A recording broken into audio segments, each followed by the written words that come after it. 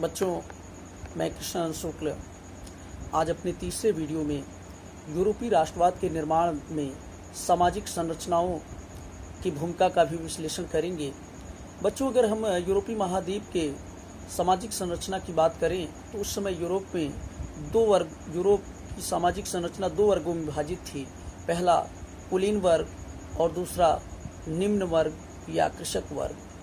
बच्चों, कुलीन वर्ग का अर्थ है उच्च वर्ग, यानी जिनके पास संपत्ति का पूर्ण अधिकार था, यानी बड़ी बड़ी संपत्ति और बड़े बड़े खेतों के मालिक होते थे। यानी गांवों में इनके पास बहुत सारी जमीनें और शहरों में बड़े बड़े आलीशान कोठरियों के मालिक हुआ करते थे। इनको सभी प्रकार के राजनीतिक अधिकार प्राप्त थे। वहीं दूसरे निम्न वर्ग, यानी जिनको आप कृषक कहते हैं, वो या तो किराएदार होते थे जो किराए पर खेती करते थे, या फिर वो भूदास होते थे, यानी जमीन पर गुलाम बनाकर खेती करते थे, जिनको किसी प्रकार का कोई अधिकार उस समय की यूरोपीय व्यवस्था में नहीं प्राप्त था। यानी बच्चों, यहाँ आपको ये पता चलता है उस समय का यूरोप का जो सामाजिक संरचना है उसमें काफ़ी असमानता हमें दिखाई पड़ती है। बच्चों, अगर हम ये बात करें कि इसी दौरान औद्योगिक क्रांति होती है और औद्योगिक क्रांति ने एक नए वर्ग को जन्म दिया। ये नया वर्ग था मध्यम वर्ग, और मध्यम वर्ग में निम्न वर्ग के लोग भी शामिल थे और उच्च वर्ग के लोग शामिल थे। ये दोनों शामिल थे, और इस मध्यम वर्ग में उद्योगपति, व्यापारी, शिक्षक और वकील, डॉक्टर शामिल थे।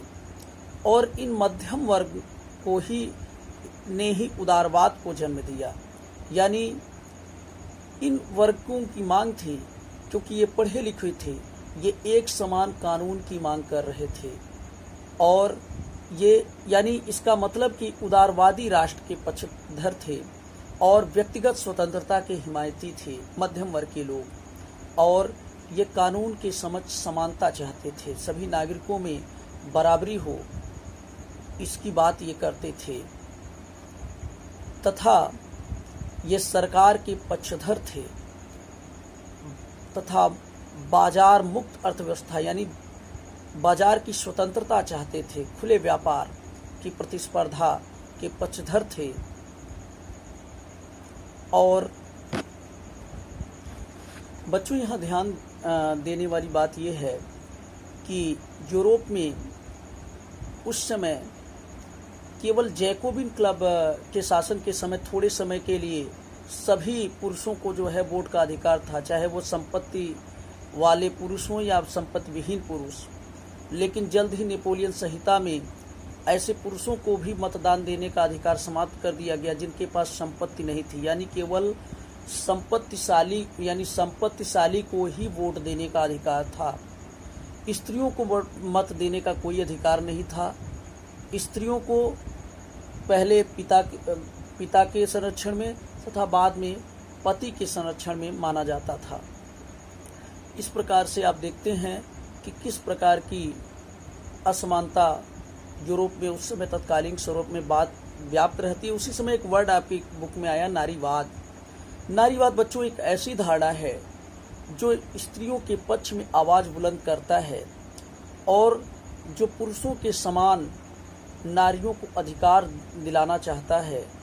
यानी ऐसी विचारधारा जो नारियों को भी बराबरी की बात करता हो और नारियों के पक्ष में आवाज़ बुलंद करता हो, ऐसी विचारधारा को नारीवाद कहते हैं। बच्चों, एक और वर्ड आता है उदारवाद। यहाँ उसका विश्लेषण करना जरूरी है। उदारवाद, जिसका अंग्रेजी रूपांतरण है लिबरलिज्म। ये लिबरलिज्म लातिनी भाषा के लिबर शब्द से बना है, जिसका अर्थ होता है आज़ाद। और फ्रांसीसी यानी फ्रांस देश उदारवाद का पहला प्रजातांत्रिक प्रयोग है। यानी उदारवादी प्रजातंत्र का पहला प्रयोग फ्रांस है। और